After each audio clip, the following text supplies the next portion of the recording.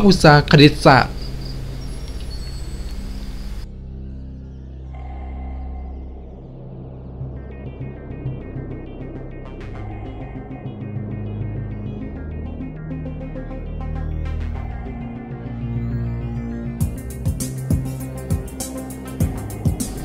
ภาควิชาคณิตศาสตร์สั่งตั้งขึ้นในปี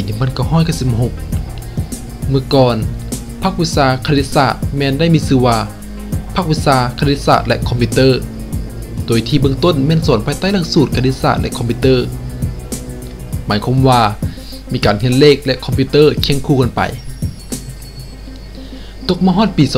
2004ได้มีการแบ่งเป็นแผนกคอมพิวเตอร์โดยขึ้นกับภาควิชาคณิตศาสตร์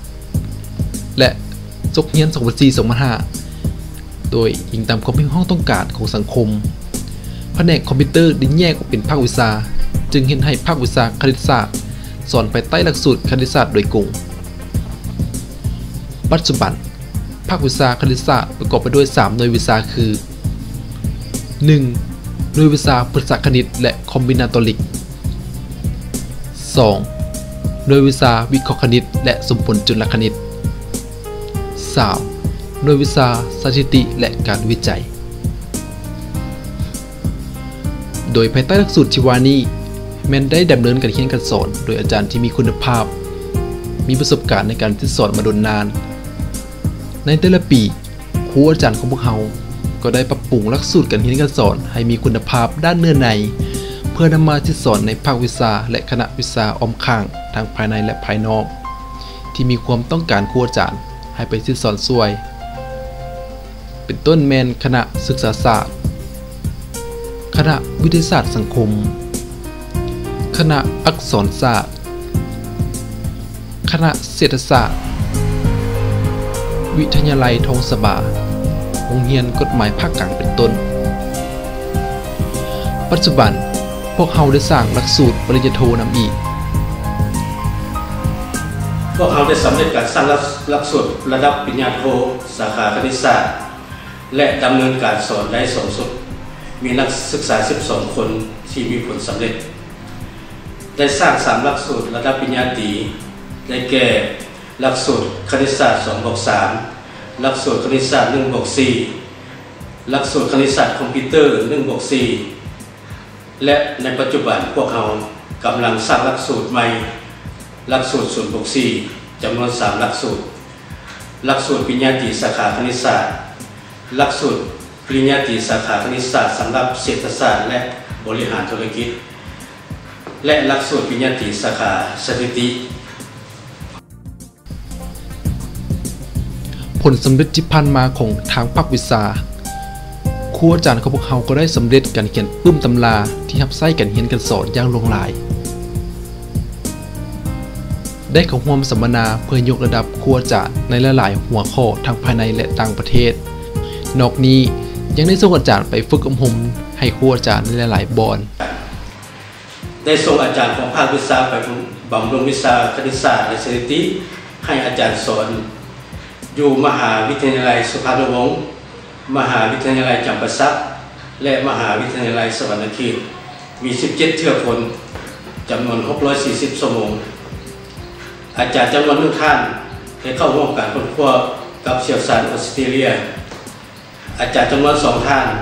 ได้ดำเนินการวิจัยในวงทุนสนับสนุนของเกาหลี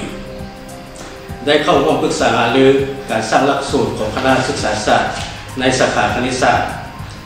ได้ช่วยบำรุงพนักงานตำรวจที่โรงเรียนภาษาสนามม้าจำนวน144ชั่วโมงนอกจากนั้นยังได้ให้บริการการสอนให้แก่วิทยาคารกองทัพน้ำหุมวิทยาคารป้องกันความสงบเมืองคำวิทยาคารกองทัพจินายโมกได้ส่งอาจารย์ไปสอนวิชาคณิตศาสตร์และสถิติอยู่โรงเรียนกฎหมายภาคกลางอยู่โรงเรียนแพทยศาสตร์ท่าดำและอยู่วิทยาลัยทองสบาเขตบ่อแก้วมีอาจารย์9เที่ยวคนได้ไปสอนวิชาคณิตศาสตร์ระยะ1ระยะ2ระยะ3รวมทั้งหมด10วิชาอยู่เมืองตะโอยและสมุยเขตสารวันรวมมี650ชั่วโมงได้จัดตั้งอาจารย์2ท่าน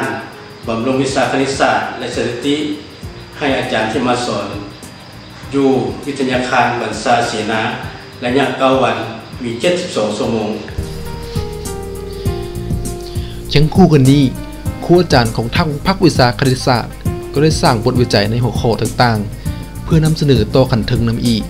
การมาคณะภาควิชาได้นำเสนอหัวข้อวิจัย10 หัวข้อต่อขันถึงแต่ถือของฮับเพียงแต่2 หัวข้อปัจจุบันสำเร็จแล้ว1 หัวข้อได้แก่หัวข้อผลกระทบจากนักท่องเที่ยว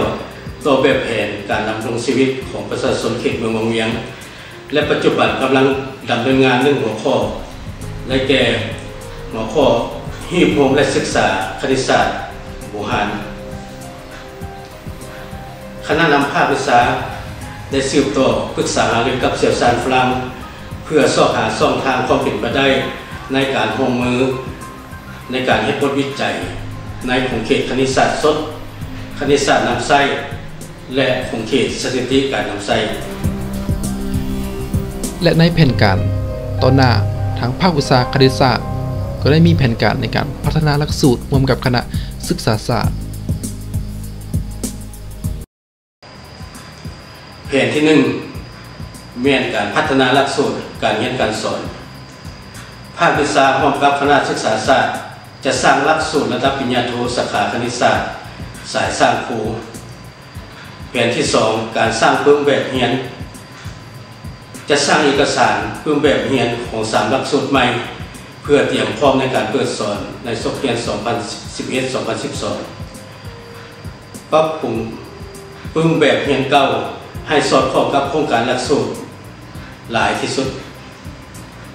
ประกอบส่วนในการสร้างปึ้มตำราให้แก่คณะวิชาออมข้างแผนเวียกงานที่3เวียกงานสัมมนาวิชาการจะจัดตั้งสัมมนาทางวิชาการเป็นประจำโดยใส่ห้องงบประมาณวิชาการของภาควิชาจัดตั้งสัมมนาทางวิชาการโดยสมทบทุนฮอนจากภายนอกเซ็นทุนจาก GMS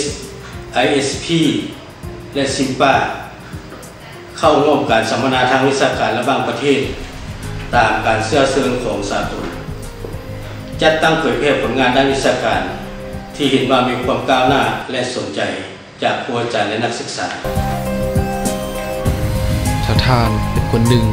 ที่มักหักในด้านนี้แล้วสนใจที่จะมาเข้าเรียนก็สามารถเข้ามาพัวพันได้ที่